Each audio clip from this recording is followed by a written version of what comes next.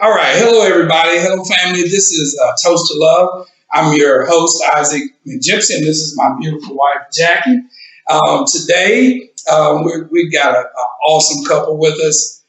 This will be our fourth episode, and we want to talk to Gabe and Ryanne O'Sullivan, two of our great friends. We love these guys. We go way back, and so we just want to share their story, and hopefully you'll find some encouragement and some inspiration from it. So, with that being said, welcome to Touch to Love. Welcome. Thank you. So, first question: tell us how you guys met.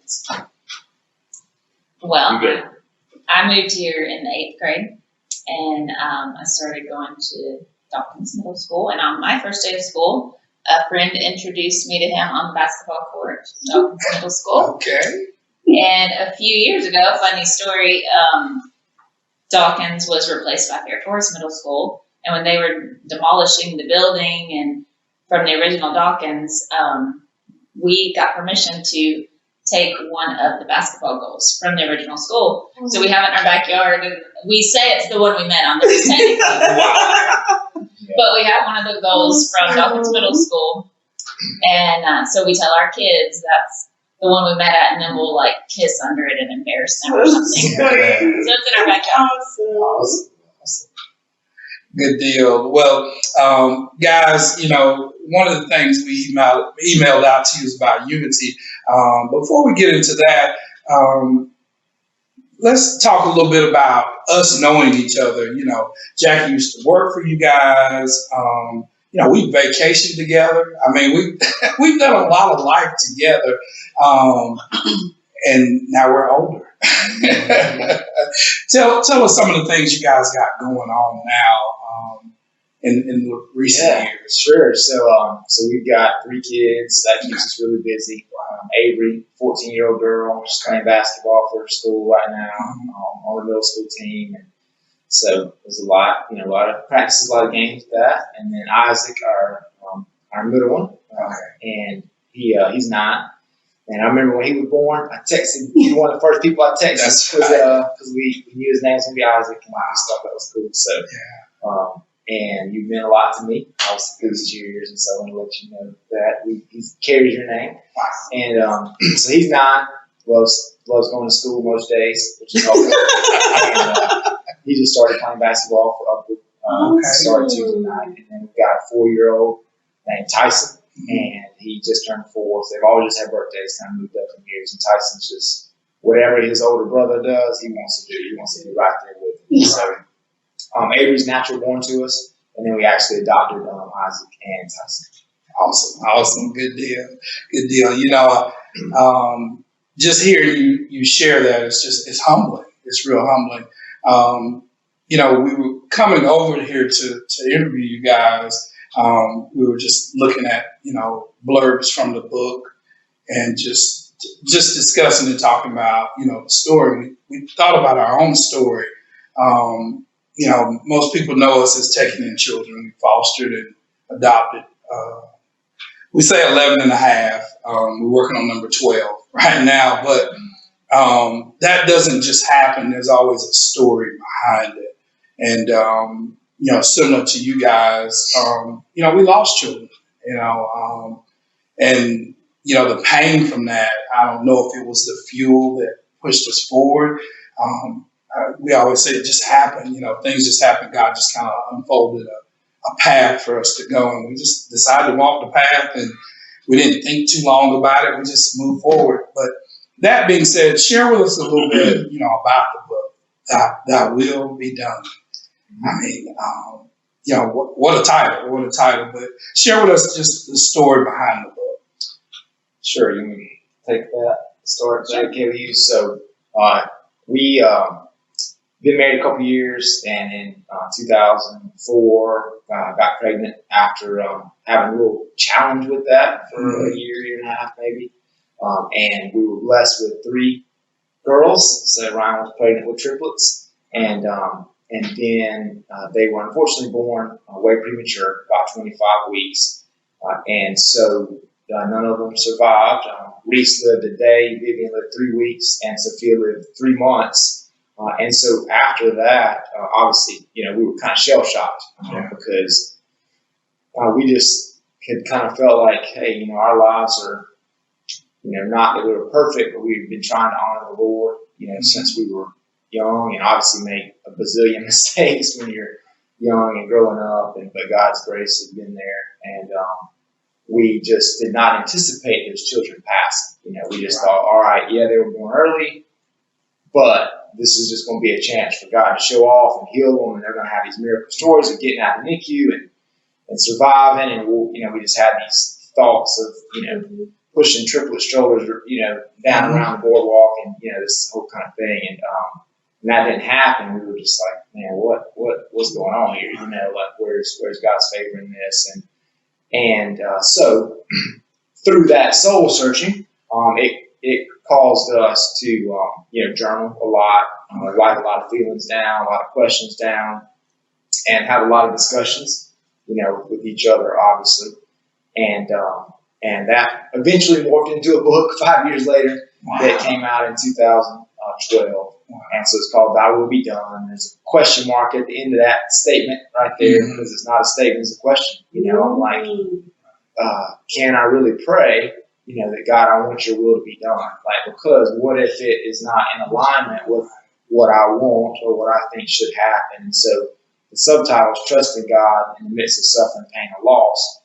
Because I think that's where a lot of us will end up questioning God's will. It's like, wait a minute, God's will, yeah, I'm all for God's will if it leads to just, success or prosperity or blessing or whatever. But what if but can there also be a blessing in pain and suffering and loss? We found out, yes, there can be, and so in the book, we discuss our story, discuss what we went through, but we also cover the questions that we had to God, the questions we had about the situation.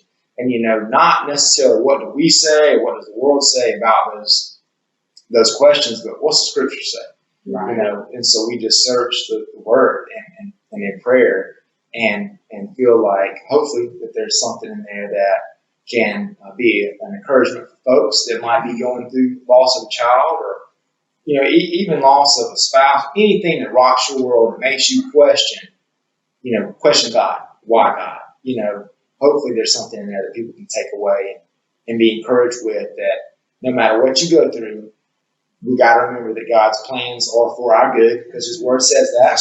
And even if we don't understand it now, one day we will understand it. It might not be on the side of heaven, but that's okay because as long as we get there, then through his grace, we'll understand fully when we see him.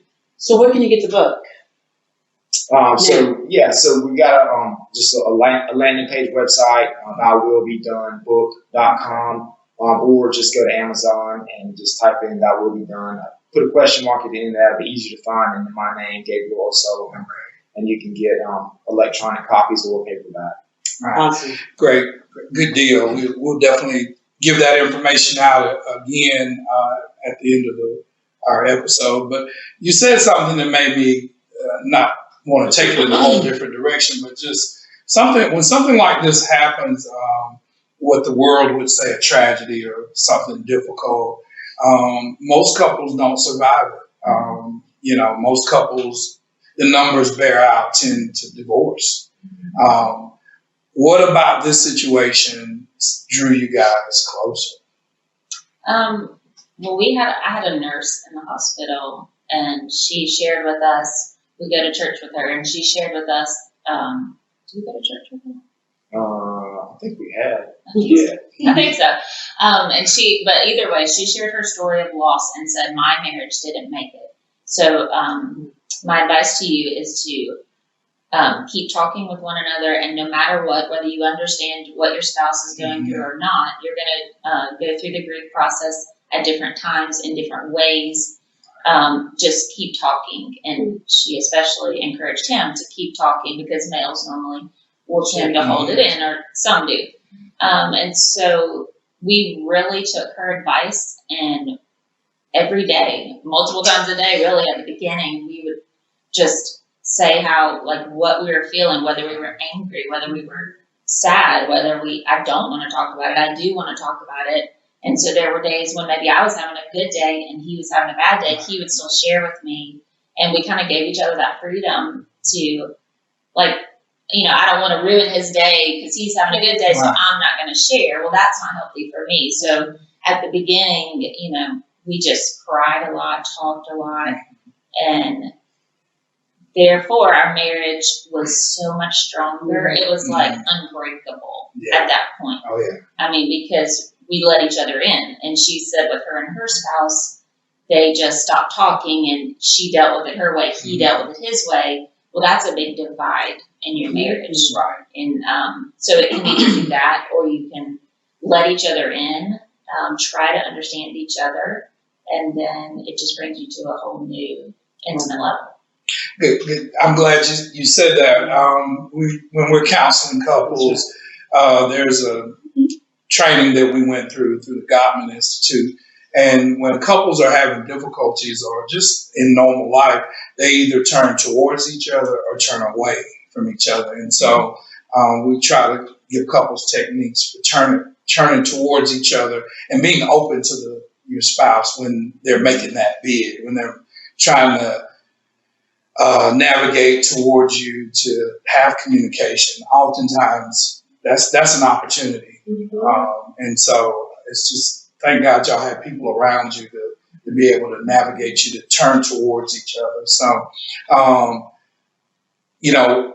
when something difficult happens, either you turn away or you turn towards, what led you guys to just making the decision that, hey, we're going to press forward, and then even beyond that we're going to adopt, that we're making this decision that we're going to enlarge our family one way or the other, that we see our family being larger than just us.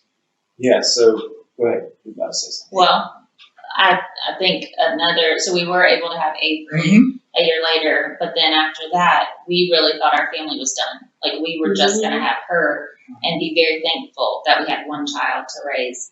And because her pregnancy wasn't that easy. Yeah. Right. Delivery wasn't that easy, and she had some little breathing challenges initially. It was kind of in the special care nursery for us, so we were just like, okay, thank you, God.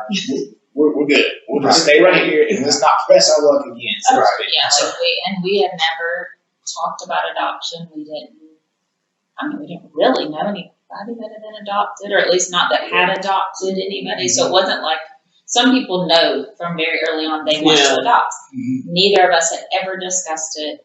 And then after we had Avery, we were done and just so thankful for her. And like, as a mom, I wasn't yearning to have more children. I was just like, I'm done, I'm thankful. And then she was a year and a half and I unexpectedly got pregnant. And honestly, I cried about it in a negative way. Like I was very upset because I thought, here we go again. What is it going to be, good or bad? Yeah. I wasn't excited at first because I was so nervous and just like, I don't think I can do this again, emotionally. And then I ended up miscarrying. But what came out of that was then I did want to have more children. And so we talked about it, trying again to have another child after the miscarriage, and he was absolutely against it. So that was a very tough time for us. There wasn't any anger there, but it was like I was 100% wanted to have another child after that, and he 100% did not. And so we were... Not that I don't like kids. It was just a matter of like... No, he was a stress out. That's right. See what she suffered with the triplets, and then with Avery, and then the miscarriage, and having DNC, and then like the emotional, and physical. And I was just like, man, I just didn't want to see her go through that. And I'm sure that deep down, there was an emotional part of me that didn't want to go through that pain either. Yeah, so I was human. She was like all in mommy mode. We need to have more kids. And I was just like, hey, we need to push the brakes and let's just be cool with Avery.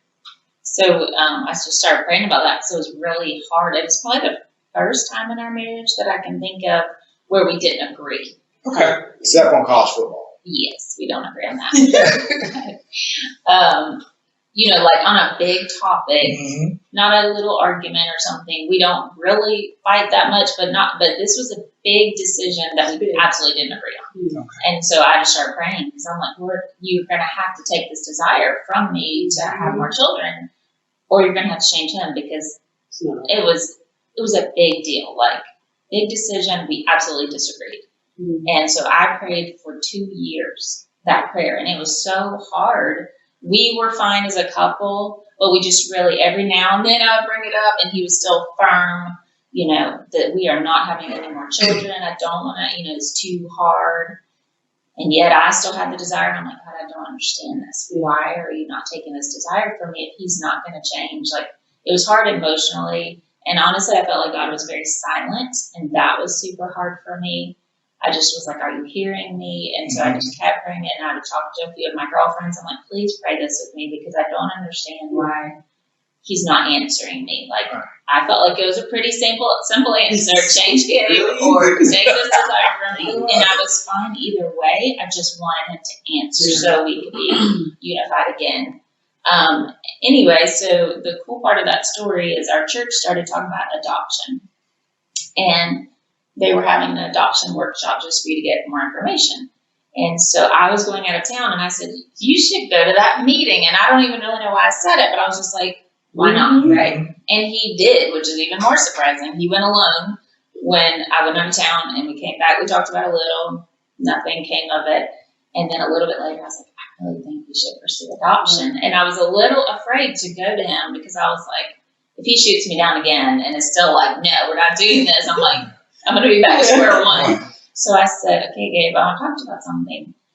I think we should adopt. And his response was, I was like, yeah, I've been thinking that for a while too, but I just don't bring it up. Oh, wow. I was like, I'm in turmoil over here. I'm ready for you to speak. He said, yeah, I've been thinking about that too. I just didn't want to say anything yet. And I was like, so we were in agreement, which I felt like was such an answered prayer. And then this is the part that always tears me up, but we found out, so that next month, it was in January, we called the adoption agency, made a big leap to call, and that was the month that our son Isaac was conceived. Wow. So I knew that God had put us in this waiting mode, because Isaac didn't exist. So it wasn't time. That's right. But that's a hard time, the waiting, the not hearing.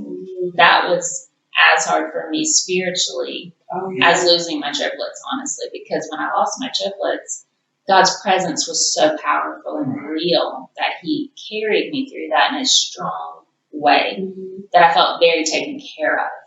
But the silence, that was hard spiritually for me, because I felt like he wasn't there. But really, he was just saying, it's not time. It's not time. It's not time. It's not time. I'm not going to bless you with another child biologically, but what I do have for you, it's not time. Wow. Yeah. One of Jackie's favorite sayings is, God's delays is not his denials. And we similarly went through, where I want another child. I want another 2-3 children. And she's like, no, that's, and not being on the same page, and then having to go through. There's a tension that forms or can form in your relationship when you're not on the same page. So, I really want our family to hear, our viewers to hear, how you walk, you discussed, you were praying, and God, it was 2 years. And we hear this all the time when we're in counseling. Why don't you just change? Why doesn't my spouse just change? Change them. But in reality, he's changing both of us. He's changing, both people in the process. And something remarkable